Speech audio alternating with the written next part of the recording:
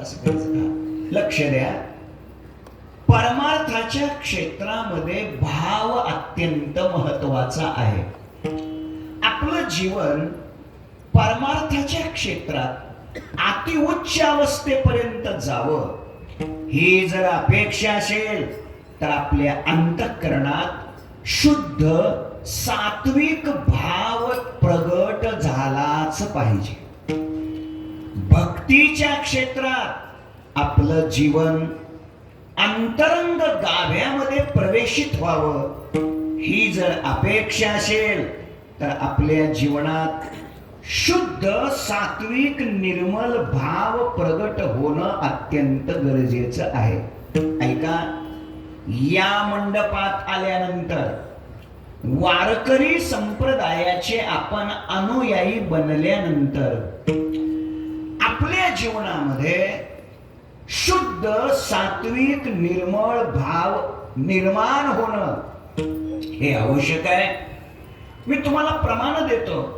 ऐका, इथं या मंडपात इथे आल्यानंतर तुमच्याकडं गुणवत्ता किती आहे, विद्वत्ता किती आहे, कला किती आहे, ज्ञान किती आहे, अभ्यास किती आहे, पाठांतर किती आहे, याला फारसं महत्व नाही. तुमचा भाव किती शुद्ध आहे हेच इथं महत्वाचं आहे. या मंडपात भाव किती शुद्ध आहे ते अत्यंत आवश्यक आहे.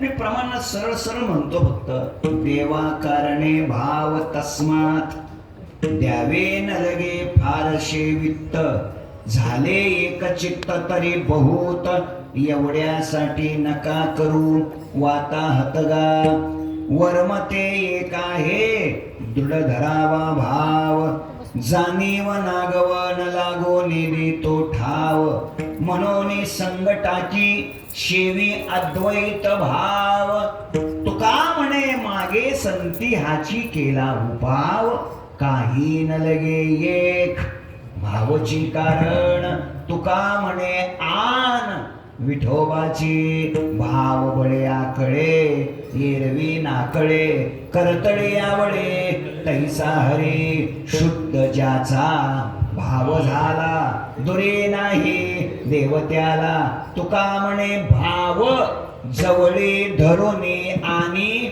देव. या सगळ्या प्रमाणाचा गोषवारा इतकाच आहे, परमार्थामध्ये शुद्ध भाव अत्यंत महत्वाचा आहे. एक वाक्य सांगतो, परमार्थात आल्यानंतर चातुर्यापेक्षा चारित्र्य अत्यंत महत्वाचं आहे.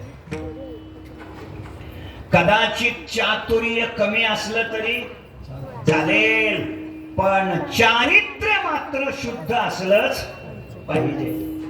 तिकडची मुलं एक सांगतो, चातुर्य ज्याच्या जीवनात आहे अशी माणसं आयुष्यात यशस्वी होतीलच असं नाही.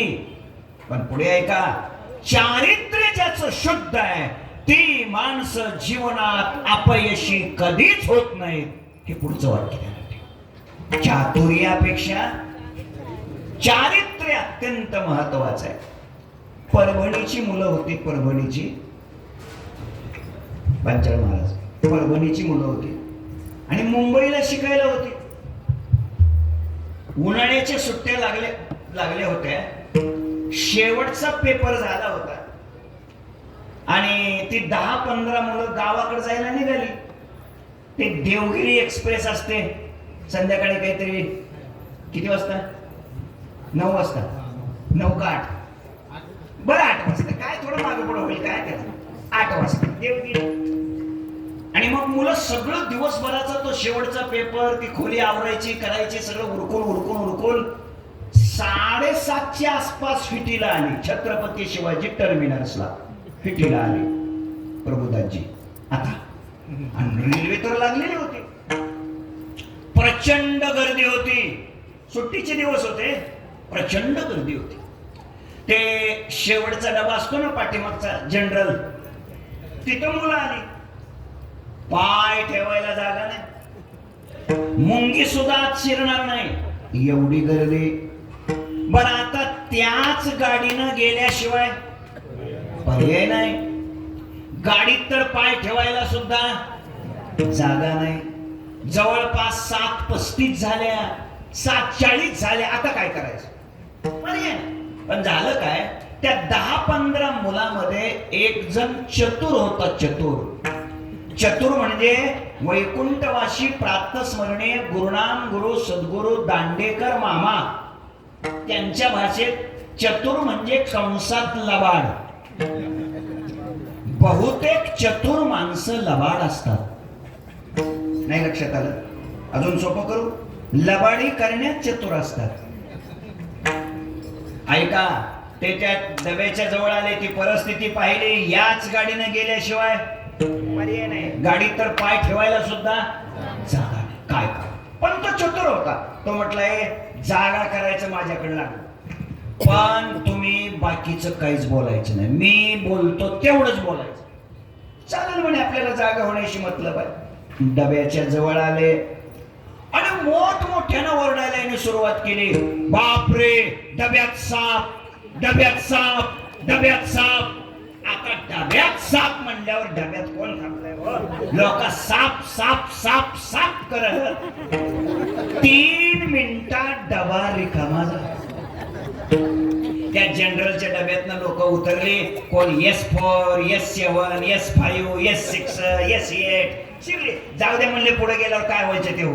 घुसले लोक त्याच्यात. 3 मिनिटात डबा मोकळा झाला. 7:45ला पोरात शिरली आणि त्याने काय केलं, त्या डब्याचे 4ही दरवाजे आतून लावून घेतले, सगळ्या खिडक्या लावून घेतल्या. आणि बघा म्हणे, दिवसभर वैतागलेलो आहे आपण, थकून गेलेलो आहे, झोप नव्हती, वैतागलेली पोरं होती, निवांत झोपा म्हणे. आता एक एक बाकडा धरला हो, आरामशीर झोपले. 5 मिनिटात 10 मिनिटात तर पोरं भरायला झालं. जवळपास 11, 11:30च्या आसपास त्यातल्या एक जणाला जाग आली. आणि म्हणे, कुठपर्यंत प्रवास झालाय, पाहूया तरी, बघूया तरी. म्हणून त्यानं थोडस खिडक्याशी वर उचलली आणि बाहेर बघितलं तर छत्रपती शिवाजी टर्मिनस विटीच होत. त्याला शेजाऱ्याला सांगितलं, गड्या म्हणला विटीच आहे, विटी. झोपेत आहेच म्हणला, तू झोपेत आहे, तुझी अजून झोप नीट झालेली नाही, मी पाहतो. त्यानं पाहिलं, विटीच दिसली. दोघं बी म्हणून राहिले विटीच आहे. मग हा जो चतुर होता का, चतुर म्हणजे कंसात, तो म्हटला मी पाहतो. त्याला खिडकी उघडली, व्यवस्थित पाहिलं तर बाहेर विटी, छत्रपती शिवाजी टर्मिनस. ते म्हणाले हे शक्यच नाही. 11:30 12:15 झाल्या, म्हणजे आता ही गाडी कमीत कमी मनमाडला तरी पोचायला पाहिजे. म्हणून तो जो कुली असतो, कुलीच म्हणतात ना, त्या कुलीला त्याने विचारलं, त्या चतुर होता त्याने विचारलं, काय म्हटलं दादा हे स्टेशन कोणतं आहे? आणि विटी. आसपास काय म्हणे, अरे 7:45ला मी गाडीत बसलोय, 8ला सुटणारी ही देवगिरी आहे. अरे आता 11:30 12:15 झाल्या, कमीत कमी आता ही गाडी मनमाडला तरी जायला पाहिजे. विटी कसं काय म्हणतो? तो म्हटलं, पोरानो तुम्हाला नाही माहिती. तो कुली सांगायला लागला, पोरानो तुम्हाला नाही माहिती म्हणे, काय झालं, गाडी मनमाडला पोचली म्हणे, मी डबा इथं कसं काय? त्याचं काय झालं, पोरानं तुम्हाला माहिती नाही म्हणे, या डब्यात शिरला होता साप. आणि त्यामुळं या डब्याचं कनेक्शन सोडून ठेवलंय. गाडी गेली म्हणे, मनमाडला जाऊन पोचली. माझा मुद्दा संपलाय.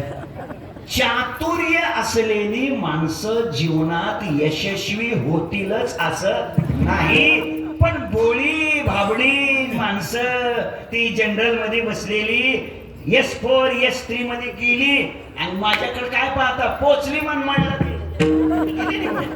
माझा मुद्दा संपलाय. जीवनात एखादी